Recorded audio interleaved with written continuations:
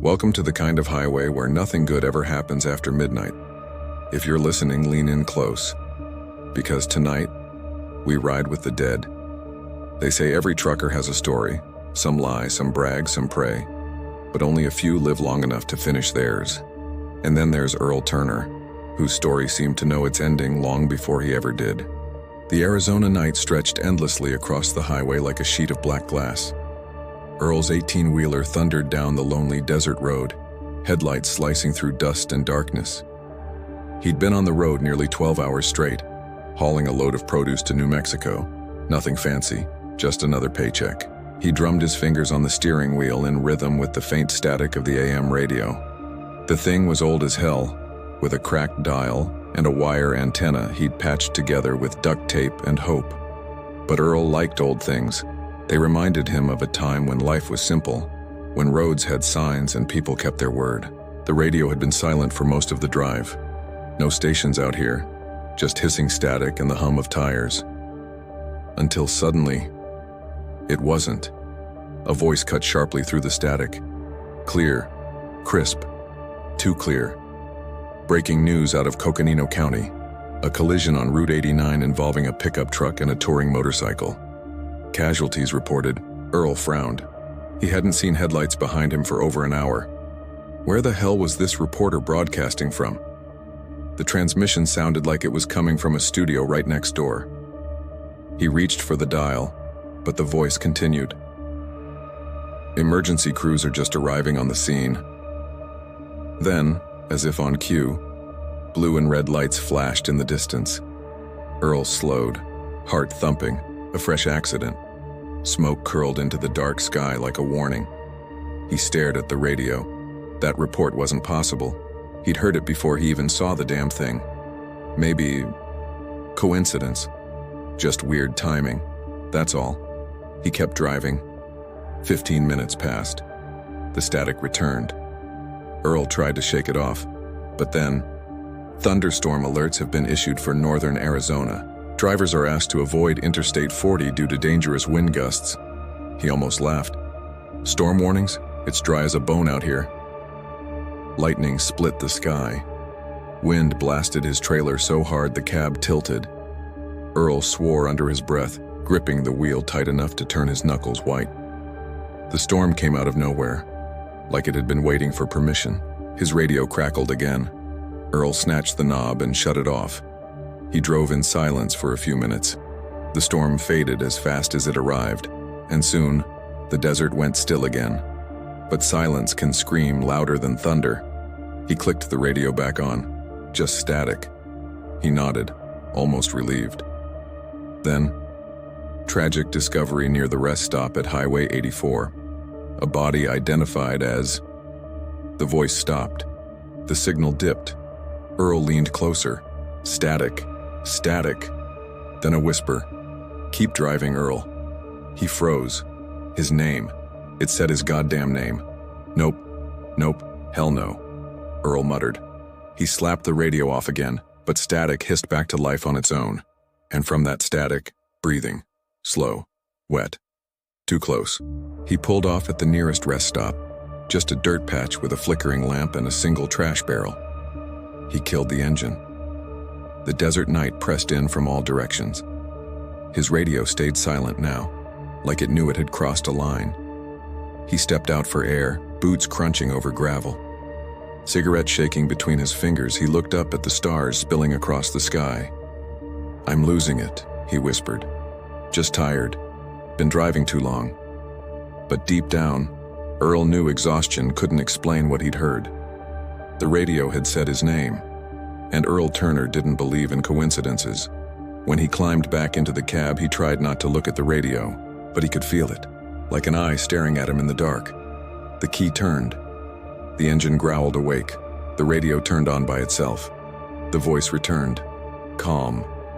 Cold. Final update tonight. Local truck driver found dead near Highway 84. Authorities say the vehicle lost control, flipping several times before coming to a stop. Earl's throat went dry.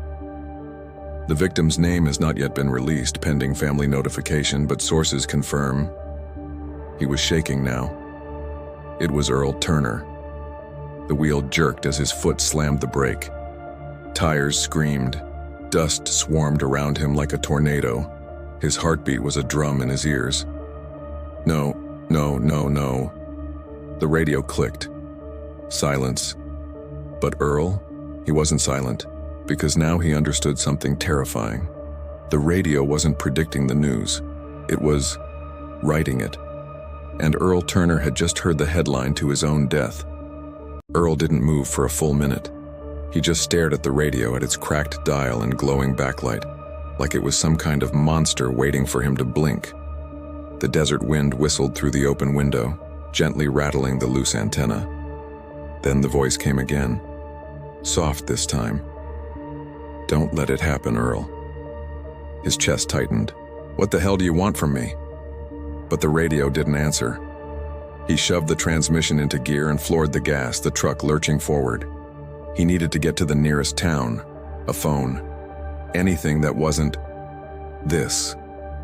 The desert highway stretched ahead like a tunnel of darkness.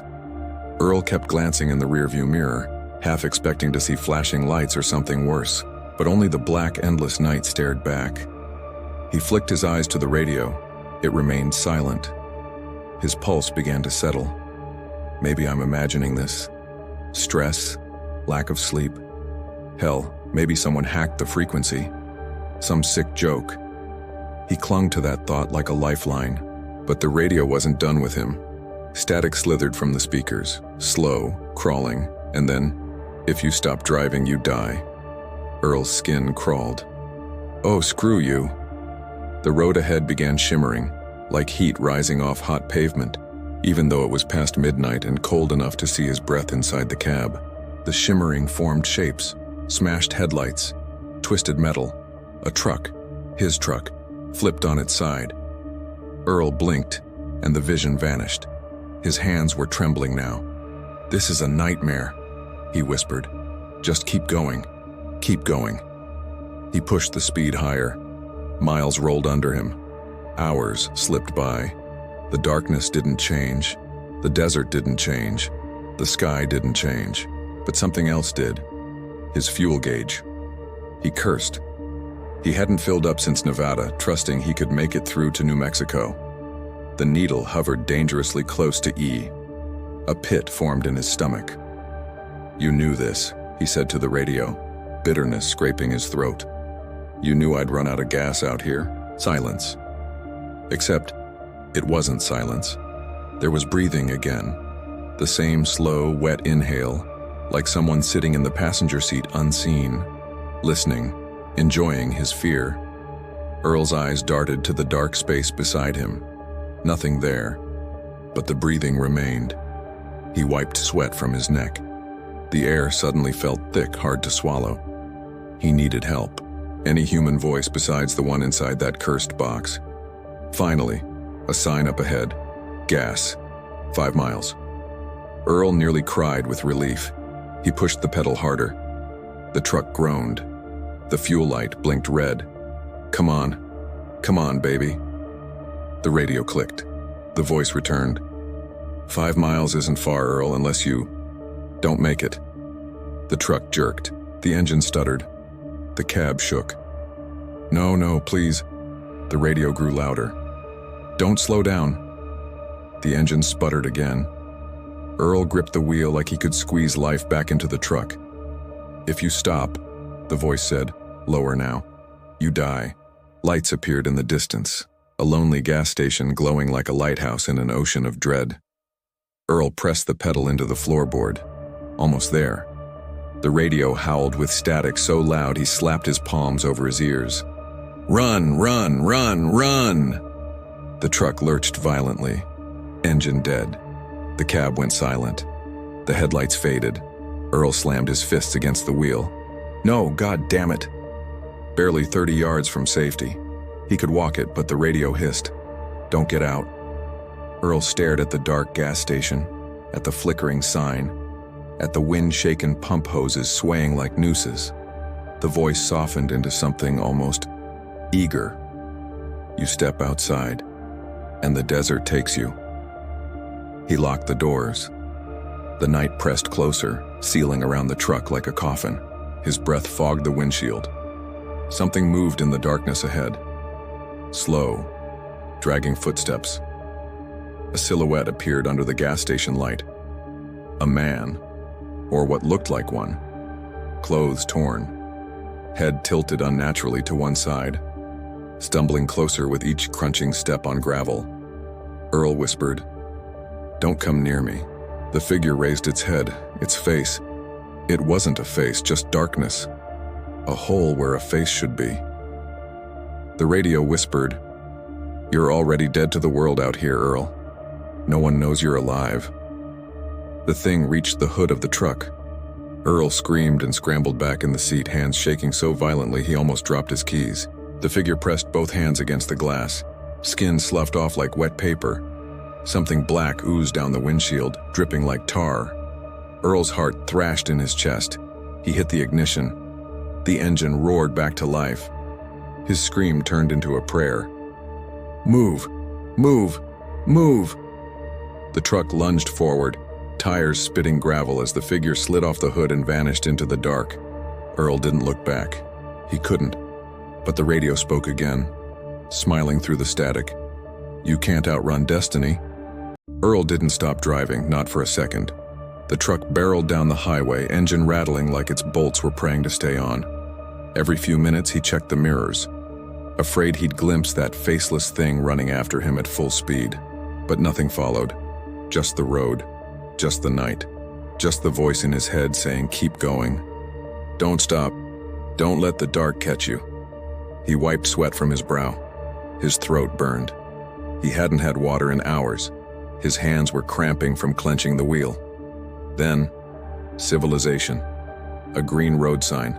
Flagstaff. 32 miles. Lights appeared faintly in the distance. Earl smiled for the first time in hours, like a drowning man spotting a lifeboat. But the radio, it clicked. The voice returned. "You think a town will save you?" Earl didn't answer. He didn't look away from the road. "You think people will believe you? You think anyone cares?" Earl tightened his jaw. "Shut up." The radio giggled. A real human giggle. Young, too young. "You're not listening, Earl." The voice wasn't the reporter anymore. It was a child. "You should have died back there." The steering wheel jerked violently. Earl fought it with all his strength as the truck drifted toward the guardrail. The tires screeched. "Stop!" he yelled.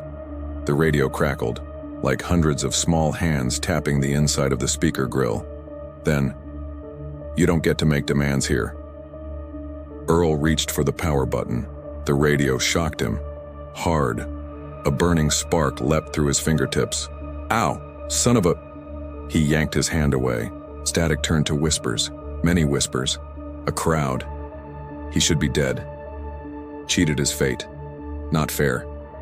Make it happen. Crash. Crash!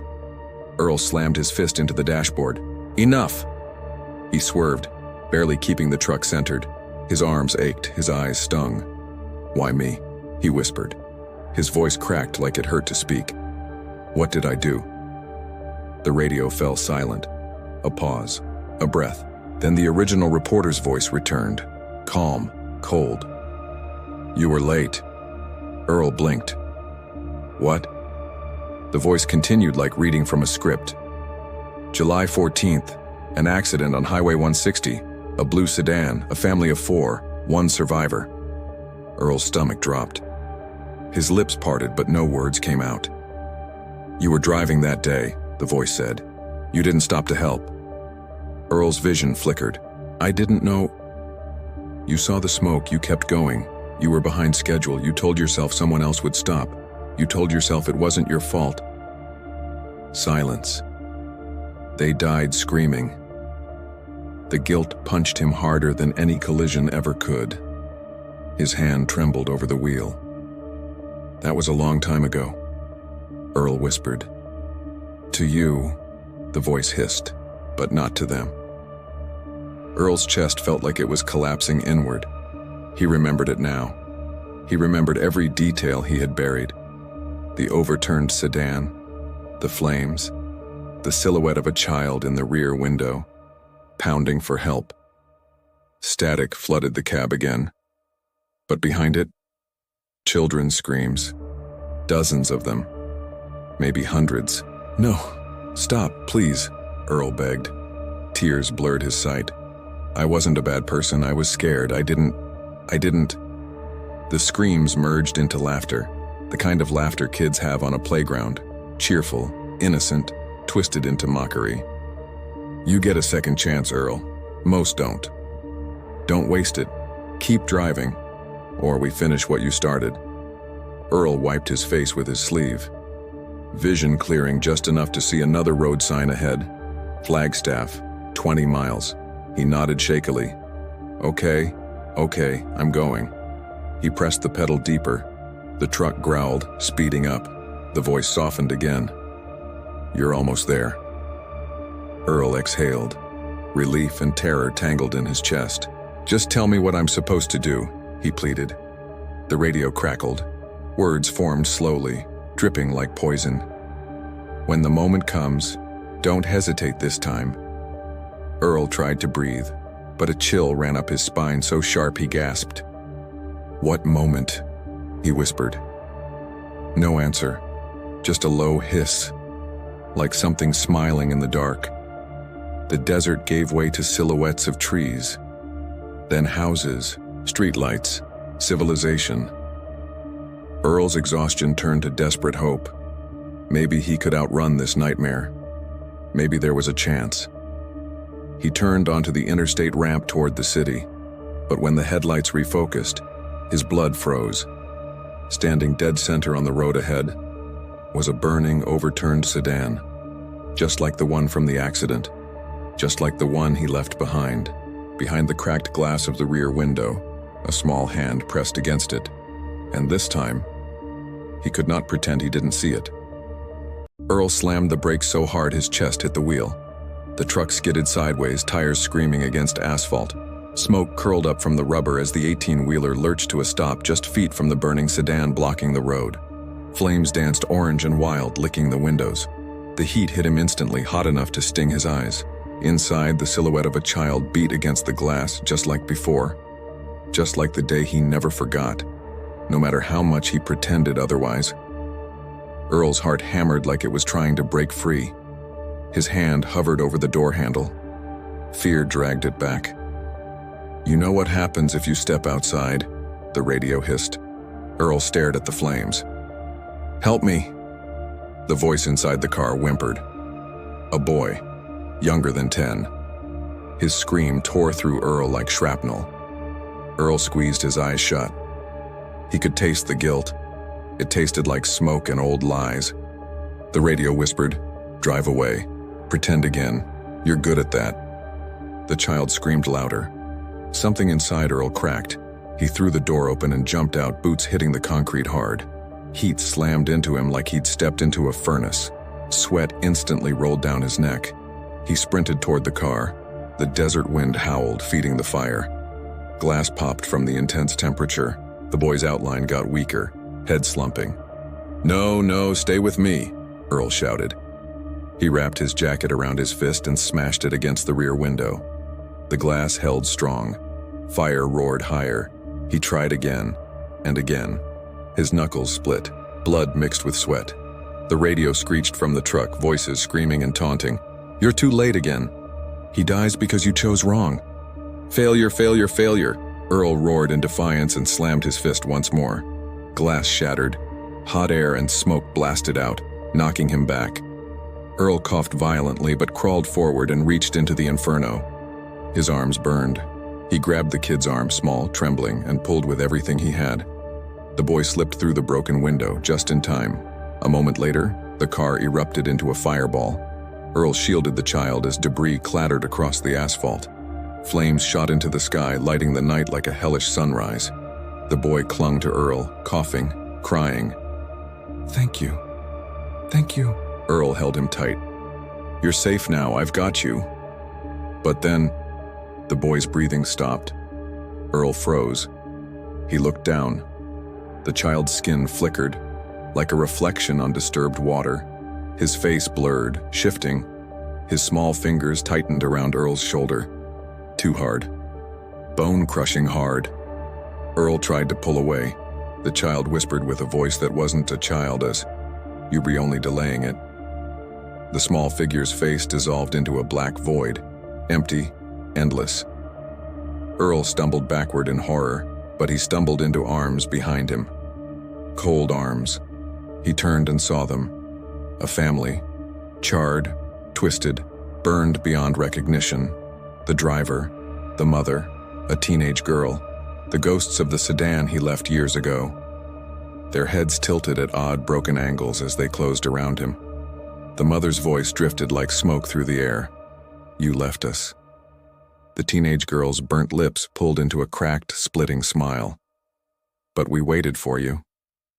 They reached for him, fingers like rusted nails digging into his flesh. Earl tried to run, but the road beneath him melted into darkness, like falling into tar. The ghosts dragged him toward the burning wreck, their grips ice-cold and unrelenting. He screamed, raw, terrified, choking on grief. "I'm sorry. I'm so sorry." The father leaned close, charred face inches from Earl's. "You had a choice." His jaw unhinged wider than humanly possible. "And you chose wrong." Wailing sirens emerged in the distance. Police, firefighters, rushing toward the blaze. But by the time they arrived, there was no sign of Earl Turner, just his truck idling quietly. Driver's door wide open, smoke rising gently into the night, and inside the cab, the old AM radio played a calm, familiar voice. Breaking news from Highway 84. Local truck driver found dead at the scene of a tragic explosion. Authorities believe he stopped to assist a burning vehicle, but sadly, he did not survive. The volume slowly increased, filling the truck. No survivors, no witnesses. The driver's identity has been confirmed as... The radio cut off. Crackling static. A long breath. Then, a new voice. A frightened voice. The next driver's voice. "Hello? Can anyone hear me?" Silence. Then the reporter spoke again. "Welcome. You're next." Static swallowed the night. The radio continued, broadcasting death, writing fate, searching for another listener.